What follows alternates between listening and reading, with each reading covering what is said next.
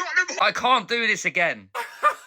Tottenham have reached a verbal agreement, an in-principle agreement for Eberechi Eze to come to the club this summer. That's what multiple sources are saying, and I don't want to fall for this again, but I'm going to fall for this again because when I tell you, right, if I ask you to sit there as a Tottenham fan, as a football fan, as whatever, if you look at Tottenham's history across recent times, when was the last time that Tottenham signed a player that could absolutely slot into any team in the top six, that would absolutely change anyone, a City, a Chelsea, a Liverpool, a Tottenham Hotspur? Because the last signing that fits that mould for me is a Rafael van der Vaart, a ready-made player, a player who came from Real Madrid, slotted straight into the team and changed the mentality in that team. A fan favourite. He's a bit dodgy post-career. We can forget that slightly. But actually, as a player at the top of his game, a player that would probably have fitted into any of the top teams because he's a fantastic player and he can change the game and do anything. Eberechi Eze is that. It's felt like we've dragged this out for a few years. Every summer he's been linked, specifically this summer it was a little bit stronger. When he scored against Spurs, he laughed there a little bit. Did he know something there back then? He had that fan that asked him, would he join Spurs? And he smiled. There's so many little sort of facets to this whole sort of saga in general. But I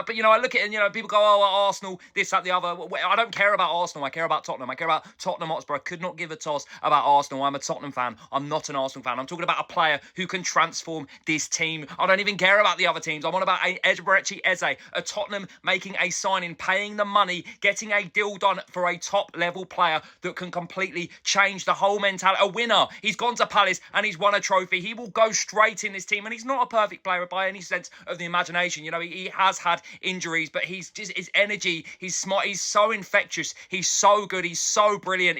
I just love him. Looking beyond the 25 goals and assists that he got last season in that Palace team, then winning the FA Cup, he actually is a model professional. The whole summer, there's been all sorts of stuff about what's going to happen, and not once has he refused to train for Palace. Has he refused to play for them? He even scored that goal against Chelsea that was ruled out. That's contentious. That's a different thing entirely. But he's a model professional. He's a fantastic player. He is a player that picks up the ball. And, there's very few players in football that pick up that ball and everyone gets out their seat and they're like, wow, this guy can really, bring a move forward. I know Kudus has sort of stepped in, have done that a little bit as well. But, Eze has done this for quite a few seasons at the top level. And as I say, he walks into any team in the top six. No one can sit here and argue that because he can, because he's so good. And we should be, we should pay over the odds for players like this. And finally, if we get this done, I'm so confident now that we get this done. If we get this done, this is what we've wanted. As a football club, as fans, for so long, we've wanted this. And finally, we're getting players like this. And the biggest props to Palace for this, they've not moaned once. This is outside a release clause. They've accepted this could potentially happen. As football fans, we all want you to win the Conference League. We do.